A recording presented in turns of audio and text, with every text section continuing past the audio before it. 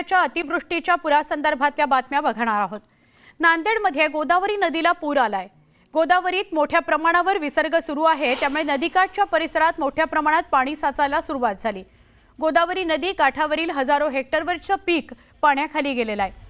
नांदेड जवळच्या राहेगाव परिसरातील पूर परिस्थितीचं भयानक दृश्य तुम्ही सध्या ड्रोन मध्ये बघताय। नांदेडमध्ये सध्या पाऊस नाहीये, पण नांदेडमध्ये वाहून येणारं जे पाणी आहे ते आजूबाजूच्या गावांमध्ये शेत शिवारांमध्ये शिरलेलं आहे आणि राहेगाव परिसराला तर पुराचा मोठाच फटका बसलेला आहे। नांदेडच्या पूर परिस्थितीची दाहकता यातून दिसून येते। राहेगावला पुराच्या पाण्याचा वेढा पडलाय। विष्णुपुरी प्रकल्पातून 2,75,000 क्युसेकनं पाण्याचा विसर्ग होतोय, त्यामुळे नांदेडमध्ये पूर परिस्थिती कायम आहे। बीड जिल्ह्यात तर गेल्या काही दिवसांपासून अतिवृष्टी होते, मुसळधार पाऊस पडतोय। माजलगाव धरण पूर्ण क्षमतेने भरलाय। धरणातून मोठ्या प्रमाणात पाण्याचा विसर्ग केला जातोय, त्यामुळे सिंदफणा नदी पात्र दुथडी भरून वाहत आहे। माजलगाव धरण आणि सिंदफणा नदी पात्र यामुळे पाणेदार दिसणारा परिसर याचं विहंगम दृश्य न्यूज 18 लोकमतच्या प्रेक्षकांकरता।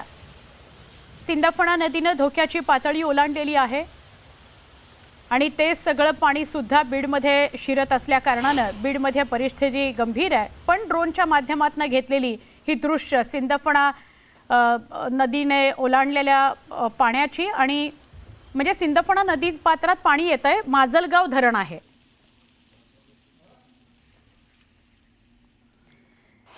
तर नाशिक जिल्ह्यातही अतिवृष्टी झाली आहे। लासलगाव निफाड भागात अतिवृष्टी झाली आहे, त्याचा फटका शेकडो हेक्टरवरच्या पिकांना बसलाय। सगळ्यात जास्त नुकसान मका कांदा या पिकांना झालंय। ब्राह्मणगाव विंचूर या परिसरात मका आणि कांदा शेतात पाणी शिरलंय आणि पाणी थांबू नये, यामुळे बळीराजा संकटात सापडलाय। शासनाने वेळीच पंचनामे करून नुकसान भरपाई द्यावी अशी शेतकरी मागणी करतो आहे।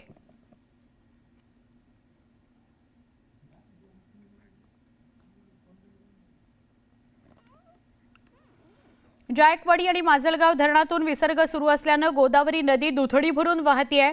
परभणी जिल्ह्यातील बंधारे उघडण्यात आलेत, त्यामुळे गोदावरीने धोक्याची पातळी ओलांडली आहे। सध्या जवळपास 3 लाख क्युसेक प्रतितास वेगाने नदी पात्रात पाणी येतंय। या सगळ्याविषयी आपल्याला अधिक सांगतायत आमचे प्रतिनिधी विशाल माने। जायकवाडी आणि माजलगाव प्रकल्पातून सोडण्यात आलेल्या पाण्यामुळे गोदावरी नदी अशी दुथडी भरून वाहते। जायकवाडी धरणामधून जवळपास 2 लाख क्युसेक्स या वेगाने पाणी गोदावरी नदी पात्रामध्ये येते।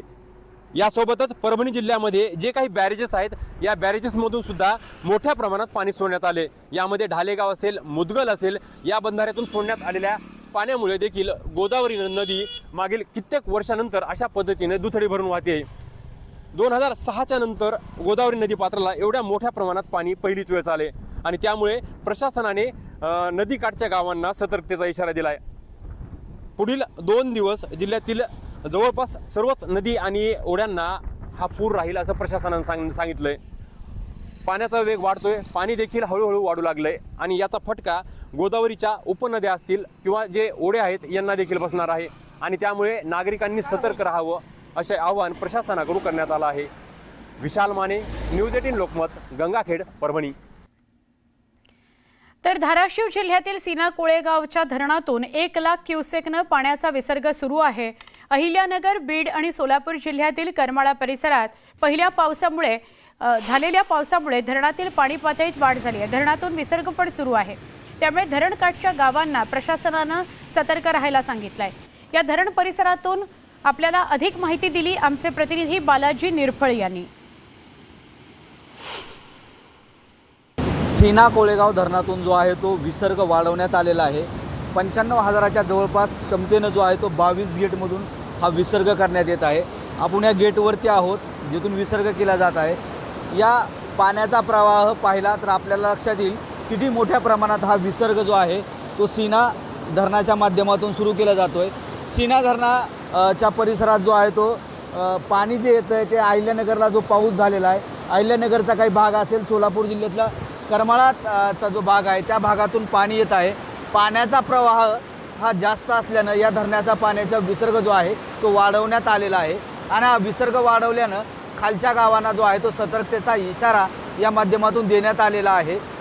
एकूण बघितलं तर सोलापूर जिल्ह्यात याची गावं मोठी आहेत की ज्यांनी काळजी घेण्याची गरज आहे। धाराशिव जिल्ह्याची थोडीफार परंडा तालुक्यातली गावं आहेत। सीना धरण हे धाराशिव जिल्ह्यातलं एकमेव मोठं धरण आहे। 5 TMC याची कॅपॅसिटी आहे। हे धरण या कालावधीत 4 वेळा भरून 4 ते 6 वेळा भरून ओव्हरफ्लो झालेलं आणि त्याची धरणाची दरवाजे उघडण्याची वेळ आलेली आहे। या धरणानं दुष्काळी पाहिला आहे। कोरडं ठाक हे धरण काही काळात होतं, मात्र आता पाण्याची व्याप्ती आणि परिसर पाहिला तर निश्चितच या धरणाचा पाण्याचा प्रवाह किती आहे, किती पाणी खाली लोकांना धोकादायक ठरू शकतं याचा अंदाज येतो। धाराशिव जिल्ह्यात सध्या पाऊस जरी थांबला असला, पाणी जरी थांबलं असलं तरी पुराचं संकट मात्र कायम असल्यानं याच धरणातून जो विसर्ग केला जातोय त्या धरणातून ह्या पाण्याचा विसर्ग तसा दुपारपर्यंत आज दिवस मावळ्यापर्यंत असाच पाण्याचा विसर्ग राहील। वरच्या पाण्याचा अंदाज घेऊन जो आहे तो विसर्ग कमी केला जाऊ शकतो। आज पाऊस थांबलेला आहे, त्यामुळं निश्चितच पाण्याचा विसर्ग जो आहे तो अंदाज घेऊन कमी करण्याचा निर्णय प्रशासन घेऊ शकतं। सागर जाधवसह बालाजी निरुपम, न्यूज 18 लोकमत, सीना कोळेगाव, परंडा। सोलापूर विजयपूर राष्ट्रीय महामार्गावरील वाहतूक पुन्हा एकदा बंद करण्यात आली। हत्तूर पूल पाण्याखाली गेला, त्यामुळे वाहतूक बंद झाली। दरम्यान सीना नदीकाठच्या नागरिकांना सोलापूर जिल्हा प्रशासनानं सतर्कतेचा इशारा दिलाय। स्थानिकांना सुरक्षित ठिकाणी हलवण्यात आलंय। याबाबतचा सीना नदी परिसरातून आढावा घेतला आमचे प्रतिनिधी प्रीतम पंडित यांनी। सोलापुरातील सीना नदीच्या महापुराचा फटका सोलापूर जिल्ह्यातील 6 तालुक्यांना बसलेला आहे। सध्या आपण दक्षिण सोलापुरातील हत्तूर या ठिकाणी आहोत आणि सीना नदीने ज्या ठिकाणी सोलापूर विजापूर महामार्ग आहे, जो सीना नदी हत्तूर येथील जो पूल आहे तो आता पाण्याखाली जाण्याची शक्यता आहे, कारण हत्तूर येथील ओढा ओव्हरफ्लो झाल्यामुळे सोलापूर विजापूर महामार्गावर सध्या पाणी आल्याचे चित्र आपल्याला या ठिकाणी दिसत आहे। सध्या आपण पाहू शकतो की पोलिसांकडून अशा पद्धतीने ग्रस्त घालण्यात येत आहे, कारण कुठल्याही प्रकारचे जे 2 व्हीलर किंवा 4 व्हीलरमधून येणारे जे नागरिक आहेत त्यांनी कुठल्याही प्रकारचा धोका पत्करू नये यासाठी आता सोलापूर पोलीस प्रशासनाकडून योग्य ती दक्षता घेतली जात आहे। असं असलं तरी आपण पाहू शकतो की सोलापूर जिल्ह्यातील 6 जे तालुके आहेत त्यातून सीना नदी वाहत असते आणि त्याच्याच प्रामुख्याने नदीकाठचा जो परिसर आहे, जो 88 गावांना याचा पुराचा फटका बसला होता आणि शेकडो हेक्टर जे शेती असेल किंवा फळबागा असेल यांना मोठ्या प्रमाणावर ह्या पुराचा धोका निर्माण झालेला आहे। कारण आपण पाहू शकतो की सीना नदी पात्रात 1,50,000पेक्षा जास्त जो विसर्ग आहे तो सोडण्यात आलेला आहे, त्याचा हा परिणाम आहे। आपण सध्या हत्तूर या गावात आहोत। हत्तूर या गावातील जे शॉपिंग कॉम्प्लेक्स आहे ते पाण्याखाली गेल्याचं चित्र आपल्याला या ठिकाणी दिसत आहे। त्यामुळे कुठेतरी सोलापूर जिल्ह्याला पुन्हा एकदा पुराचा धोका निर्माण झालेला आहे। सीना नदीत सुमारे 4 ज्या प्रमुख नद्या आहेत, सीना कोळेगाव असेल, खासापुरी असेल किंवा चांदणी असेल, भोगावती नदी असेल, यांच्यातून सुमारे 1.5 लाखहून अधिक जो क्युसेसचा पाण्याचा विसर्ग आहे तो सोडण्यात आलेला आहे। त्यामुळे पुन्हा एकदा पुराचा धोका निर्माण झालेला आहे। आपण पाहतोय की गेल्या 8 दिवसामध्ये सीना नदीला 2दा महापूर आल्यामुळे कुठेतरी जे जनजीवन आहे ते विस्कळीत झालेलं आहे। आणि असं असलं तरी करमाळा असेल, माढा असेल, मोहोळ असेल, दक्षिण सोलापूर असेल, उत्तर सोलापूर असेल किंवा अक्कलकोट असेल, या ठिकाणच्या ज्या ठिकाणी पूर परिस्थिती निर्माण होती त्या गावातील नागरिकांना सुरक्षित स्थळी हलवण्याचं काम जिल्हा प्रशासनाकडून करण्यात आलेलं आहे। आणि असं असलं तरी आजपासून पंचनाम्याला सुरुवात झालेली आहे।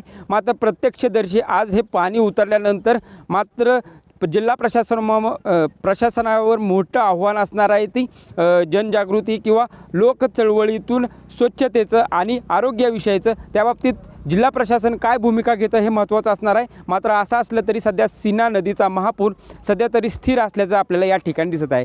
प्रीतम पंडित, न्यूज 18 लोकमत, दक्षिण सोलापूर, सोलापूर। नांदेडमध्ये काल दुपारपासून पाऊस नाहीये, पण गोदावरी आणि आसना नदीला पूर आलाय, त्यामुळे पूर परिस्थिती कायम आहे। गोदावरी नदीत पाण्याची आवक वाढतच आहे, त्यामुळे मोठ्या प्रमाणावर विसर्ग केला जातोय। नदीकाठच्या भागात पाणी साचायला सुरुवात झाली। जायकवाडीतून विसर्ग सुरू करण्यात आल्यानं नांदेडमध्ये अजून पूरस्थिती कायम आहे। नांदेडमध्ये आज सकाळपासून पाऊस नाही आहे, मात्र नांदेडमध्ये पूर परिस्थिती जी ती कायम आहे। गोदावरी आणि आसना नदीला पूर आलेला आहे। त्याचं कारण असं आहे की वरच्या भागातून जे पाणी सोडण्यात आलेलं आहे त्यामुळे गोदावरी असेल आणि आसना या नद्यांना, दोन्ही नद्यांना पूर आलेला आहे। आता मी आहे जुना पूल, या नांदेड शहरातल्या जुना पुलावरती आणि हे आहे गोदावरीचं पात्र। तुम्ही पाहू शकता की किती विस्तीर्ण असं हे पात्र झालेलं आहे। कालपर्यंत गोदावरीमध्ये जे वरच्या भागातून पाणी येत होतं तर जवळपास विष्णुपुरी धरणातून 3,27,000 क्युसेस इतक्या मोठ्या वेगाने पाण्याचा विसर्ग सुरू होता, त्यामुळे गोदाकाठच्या ज्या वसाहती आहेत त्यामध्ये खूप मोठ्या प्रमाणामध्ये पाणी साचलं होतं. गोदाकाठच्या गावांना देखील मोठा फटका बसला होता. गेल्या 3-4 दिवसापासून सातत्याने हीच परिस्थिती नांदेड जिल्ह्यामध्ये, त्यामुळे गोदाकाठच्या शेतांमधील जी पिकं आहेत ती पूर्णपणे पाण्याखाली गेलेली आहे. तशीच गत आसना नदीच्या बाबतीत देखील झालेली आहे. आसना नदीच्या काठच्या शेतीला देखील मोठ्या प्रमाणामध्ये फटका बसलेला आहे. आज जायकवाडीचं पाणी सोडण्यात आलेलं आहे, त्यामुळे गोदावरीनं धोक्याची पातळी ओलांडलेली आहे. आणखीन विसर्ग वाढण्याची शक्यता आहे, त्यामुळे जे सखल भाग आहे त्यामध्ये आणखीन पाणी साचण्याची शक्यता आहे. 2-4 दिवसापासून अशीच परिस्थिती असल्याने प्रशासनाने सतर्कता म्हणून नदीकाठचे जे गावं आहेत, नदीकाठच्या ज्या वसाहती आहेत तिथल्या जवळपास 250 लोकांना रेस्क्यू करून सुरक्षित स्थळी हलवलेलं आहे. महापालिकेनं शहरामध्ये 12 ते 13 ठिकाणी निवारा केंद्र स्थापन केलेली आहेत. त्या निवारा केंद्रामध्ये जवळपास 250 लोकांना राहण्याची व्यवस्था करण्यात आलेली आहे महापालिकेची. सध्या पाऊस नाही आहे, सध्या नांदेडला येलो अलर्ट आहे. मात्र आपण पाहतोय की हवामान खात्याचा म्हणजे वातावरणाचा लहरीपणा आहे, कधीही पावसाची शक्यता आहे. त्यामुळे आणखीन जर मोठा पाऊस आला, आता जायकवाडीचं पाणी नांदेडमध्ये येणार आहे, त्यामुळे हा जो आता जी पातळी आहे ती आणखीन वाढण्याची शक्यता आहे. जायकवाडीचं पाणी आल्यानंतर ही पातळी वाढण्याची शक्यता आहे. जी नदीकाठची जे वसाहती आहे त्यामध्ये पाणी साचण्याची शक्यता आहे. शिवाय जर वरच्या भागातून म्हणजे वरून जर पाऊस झाला, अतिवृष्टी झाली तर पूर परिस्थिती आणखीन बिकट होण्याची शक्यता आहे. सध्या तरी पूर परिस्थिती नियंत्रणात आहे. पाऊस देखील थांबलेला आहे, मात्र आणखीन जर पाऊस आला तर पूर